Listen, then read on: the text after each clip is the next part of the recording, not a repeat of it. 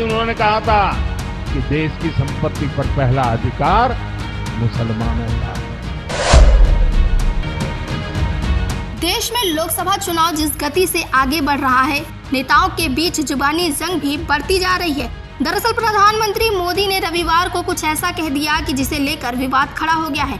21 अप्रैल को राजस्थान की एक रैली में पीएम मोदी ने कहा कि अगर कांग्रेस सत्ता में आई तो देश की संपत्ति उन लोगों को बांट देगी जिनके ज्यादा बच्चे हैं। इसके बाद पीएम मोदी कांग्रेस के निशाने पर आ गए। पीएम मोदी के बयान पर असदुद्दीन ओवैसी ने पलटवार किया। उन्होंने कहा कि पीएम मोदी ने मुसलमानों को घुसपैठिए बताया है और कहा है कि उनके ज्यादा बच्चे होते हैं। 2002 से लेकर अब तक मोदी की बस एक ही गारंटी रही है, भारत के मुसलमानों को गालियां दो और वोट बटोरो।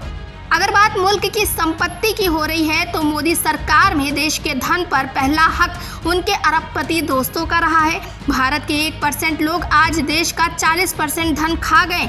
आम हिंदुओं को मुसलमानों का डर दिखाया जा रहा है, पर सच तो यही है कि आपके पैसों से कोई और अमीर हो रहा है। उधर राज्यसभा सांसद कपिल सिब्बल ने भी पीएम मोदी पर हमला बोला। उन्होंने कहा कि एक तरफ मोदी राम मंदिर का उद्घाटन करते हैं तो दूसरी तरफ नफरत फैलाते हैं। ऐसा लग रहा है कि पहले चरण का चुनाव उनके पक्ष में नहीं रहा। नफरत के घोड़े का दूल्हा बनकर आप कभी हिंदुस्तान को बरकरार नहीं रख सकते। हम प्रधानमंत्री पद और उस पद पर आसीन व्यक्ति का सम्मान करते हैं, लेकिन जब प्रधानमंत्री सम्मान के लायक ना हो तो देश को आवाज उठानी चाहिए। मोहन भागवत क्यों चुप हैं? नफरत के घोड़े का दूल्हा बनकर आप कभी हिंदुस्तान को बरकरार नहीं रख सकते। मुझे इस बात पे बहुत निराशा है, क्योंकि हम प्रधानमंत्री के पद की इज्जत करते हैं और जो भी उस पद पे बैठा हो उसकी भी इज्जत करते हैं, लेकिन जब प्रधानमंत्री इज्जत के लायक न रहे तो जो भी बुद्धिजीवी लोग हैं इस देश में उनको आवाज उठानी चाहिए। वहीं कांग्रेस ने दावा किया कि प्रधानमंत्री झूठ बोल रहे हैं और हिंदुओं और मुसलमानों के बीच विभाजन पैदा कर रहे हैं। वहीं भाजपा ने पूर्व प्रधानमंत्री मनमोहन सिंह की 2006 की एक क्लिप के साथ पलटवार किया, जिसमें मनमोहन सिंह को ये कहते हुए सुना जा सकता है कि देश के संसाधनों पर पहला दावा मुसलमानों का है। इस रैली में पहले हुई एक अन्य सभा में पीएम मोदी ने कांग्रेस को अर्बन नक्सली पार्टी कहा था। We need to be revitalized.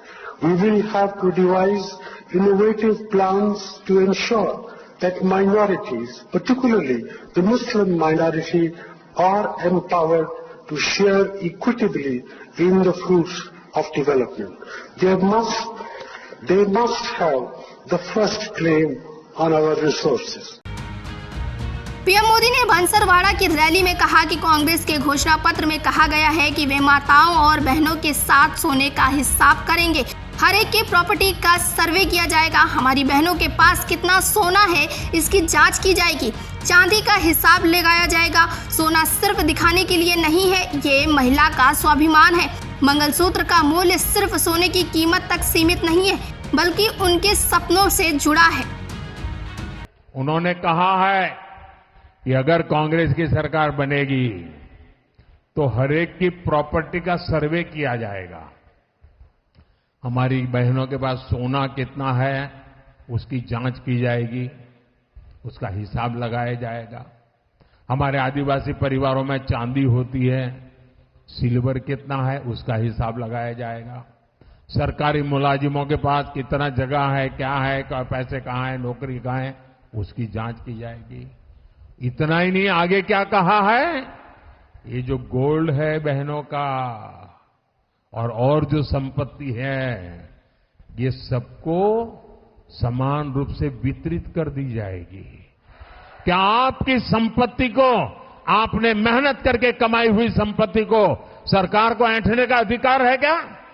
क्या उस संपत्ति को मेरी माताओं बहनों की जिंदगी में सोना वो सिर्फ शो करने के लिए नहीं होता है, उसके स्वाभिमान से जुड़ा हुआ है। और पहले जब उनकी सरकार थी उन्होंने कहा था कि देश की संपत्ति पर पहला अधिकार मुसलमानों का है। इसका मतलब ये संपत्ति इकट्ठी करके किसको बांटेंगे? जिनके ज्यादा बच्चे हैं उनको बांटेंगे। हालांकि कांग्रेस ने पीएम मोदी के दावों को खारिज कर दिया और कहा कि उनके घोषणा पत्र में ऐसा कोई वादा नहीं है। कांग्रेस नेता राहुल गांधी ने प्रधानमंत्री मोदी पर उनके बयान को लेकर निशाना साधते हुए कहा कि पहले चरण के मतदान में मिली निराशा के बाद प्रधानमंत्री के झूठ का स्तर इतना गिर गया है कि वो अब डर के मारे मुद्दों से जनता का ध्यान भटकाना चाहते हैं। राहुल गांधी ने कांग्रेस के क्रांतिकारी घोषणा पत्र पर मिल रहे अपार समर्थन को लेकर रुझान आने शुरू हो गए हैं। देश अब अपने मुद्दों पर वोट करेगा, अपने रोजगार, अपने परिवार और अपने भविष्य के लिए वोट करेगा। भाजपा ने पूर्व प्रधानमंत्री मनमोहन सिंह की एक क्लिप साझा की है और सवाल किया है कि क्या कांग्रेस को अपने ही इस प्रधानमंत्री पर भरोसा नहीं है।